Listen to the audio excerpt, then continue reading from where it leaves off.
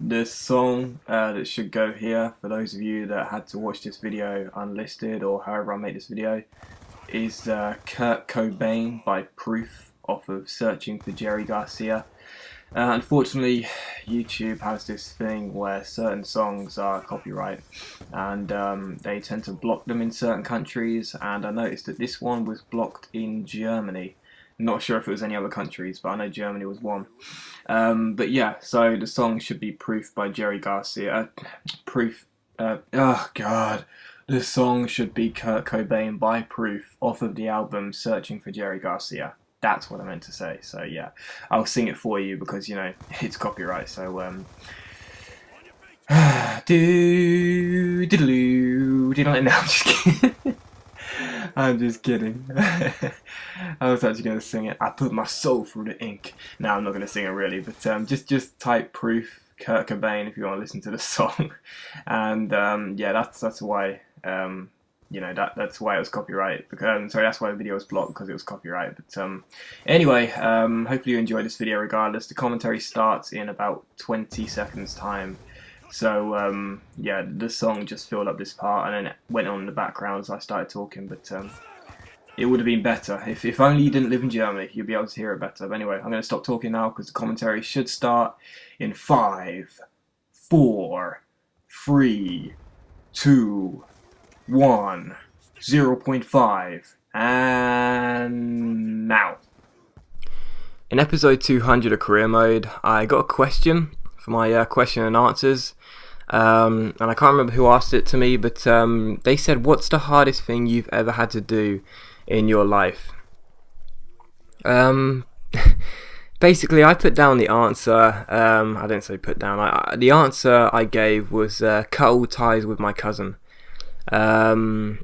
Basically, I'll go into it in just a minute, but that was the answer I gave.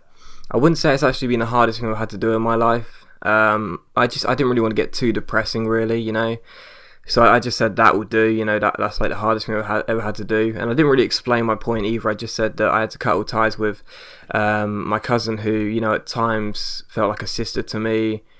I didn't really explain it too much, but basically I thought it would be a good topic to talk about on this video, because people are different in this sense. Some people hold grudges forever, and some people forgive on the first go.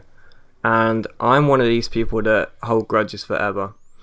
My cousin, like I say, he felt like a sister to me. Many times, even before she left to move up to Scotland.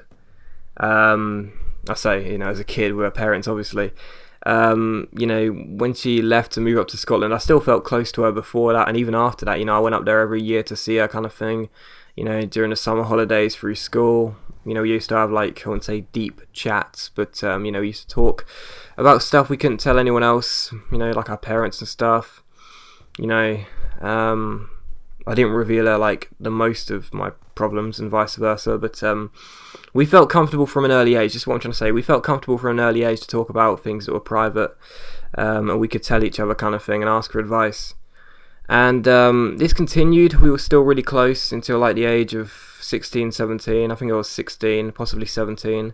I just started sixth form, so one of those two. And I was going through a bad stage in my life. Like, my whole life is a bad stage. It's just one bad stage. But I was going through quite a bad stage in my life, and basically, let me just turn my phone on silent. Basically, I was still there for other people because that's who I am. Even when things aren't good for me, I'm still there for others. And she was really going through a bad stage in her life. She was really miserable. And she came to me late at night on Facebook, back when I had Facebook, and she was like, can I talk to you about something? I'm really like low, really depressed. I'm not going to go into it because that's it's private. But she explained why she was really low. She explained why she was so miserable, and she explained why she at times may have felt suicidal. And she just said, I'm desperate for any kind of advice. Can you help me? And I could have just said, honestly, I'm not going to say her name. I'll just make up a fake name. Sarah. Honestly, Sarah, I'm way too busy right now. I've got this coursework for psychology, and I've got troubles of my own right now. It's 11:30 at night. I just want to go to bed, kind of thing. But I thought, no, I'll stay up and I'll talk to her if she needs to be. I'm on the phone just in case she needs to call me, and I gave her the best advice I could for what she was going through. She was going through a very difficult situation, especially with the fact that she was young, like I say, 16, 17. We were born 2 days apart. I'm 2 days older than her. So she was going through very tough times, especially for her age. And I gave her literally the best advice I could. I said, I really hope things work out for you, kind of thing, and I'm always here. And I just did everything I could to try and sort of calm her down and help her out, really. And I remember to this day the response. It had the Sarah is typing ... thing, and I thought it's going to be a long sort of message just saying thank you so much, kind of thing, for always being there. But it wasn't, because the message simply said, I stayed up to read the message, and the message simply said, that's your best advice. You're a shit cousin. You know that. You're a shit person, a shit cousin. I thought you'd understand, kind of thing. Like I said, I'm not going to go into it completely because I don't want to, but she basically just insulted me really, really badly. Said some horrible things to and about me.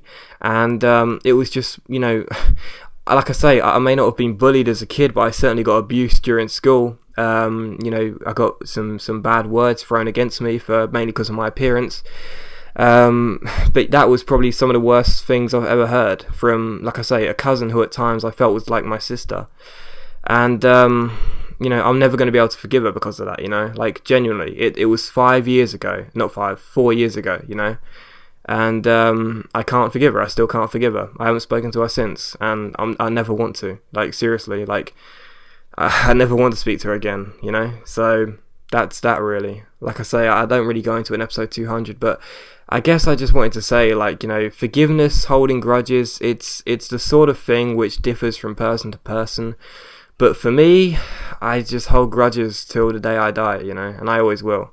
I'm not going to, she hasn't even apologized. I'm never going to accept that apology, If she came to me tonight, for example, on the phone and said, I'm really sorry for everything I did say back then, I don't care. It's done, I really don't care, I won't forgive you ever. That's it's just too much.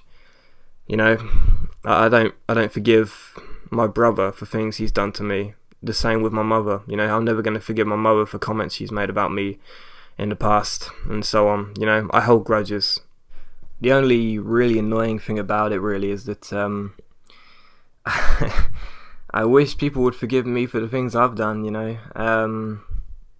As you guys would know, I'm not a bad person. I don't say nice things about myself, but I do know that I am a nice person, I'm nice to everyone, respectful, caring, etc., etc. I've made mistakes in the past with things I've said and done. I don't want to go into it too much, but it's just certain things, like for example, when I got sacked in my last job, I've spoken about it before. I'm sure if you care enough you'll find that video. When I got sacked in my last job, part of the reason being is because I need to turn this phone on silent, seriously. Part of the reason being is because I said some bad things to people. There was one day I just cracked. I'm not going to go into it, but there's one day I just cracked and sent a really angry email to a colleague because of how she was treating me. I mean, it's partly her fault, but I overreacted. I'm easily aggressive. Get out from my father, but I made a mistake, and I wish she could have forgiven me, because if she did, I probably wouldn't have been sacked in the end. But quite frankly, like, it's not just that. It's things like, in my Twitter bio, my bio just says bad decisions, good intentions. That's pretty much me in a nutshell.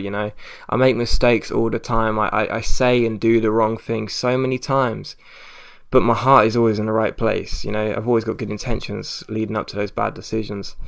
But it's like missing a friend who, like, I said some horrible things to her one day. I didn't mean to. I just did, and I literally think about it every day. I think about this girl every day. We weren't partners or anything, but I think about it every day. I said some really bad things to her, and I miss her a lot. just having someone to talk to who understands me. And I said some bad things to her, and every day I wish she would have forgiven me.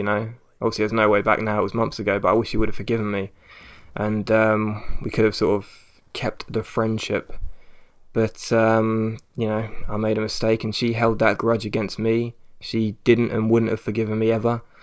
And I guess I'm a bit of a hypocrite in that sense, because I hold grudges, yet I wish someone wouldn't hold a grudge against me, kind of thing. I don't forgive people, but I wish she would have forgiven me. But I guess that's just how it is, people are different. Some people can hold grudges, some people forgive on the first go. I know someone that has had someone do the ultimate worst thing to them. They've been as horrible as you can be, and yet she's sort of given up that grudge that she had against them. It's crazy. It's crazy how some people can be so forgiving and some people don't hold a grudge whatsoever. Yeah, it's crazy. On the other extreme, there's me who literally couldn't forgive ever, So I guess that's that. I didn't really get this commentary working properly. Tried hard to keep the privacy, and tried, basically, if I wasn't so private in some senses, I probably could have done this commentary a lot better, but hopefully you've enjoyed it regardless. Please leave a like if you did enjoy. The song at the beginning is Proof. It's Kurt Cobain by a rapper called Proof. I definitely recommend you listen to it. It's an amazing song from a fantastic album, Searching for Jerry Garcia. And if you did enjoy this video, please leave a like, and also don't forget, if you want me to talk about anything, then just leave a comment, send me a message, and I'll be happy to do my best to make a commentary that's better than this one. So thanks for watching, leave a like if you enjoyed, and I'll see you on this channel very soon.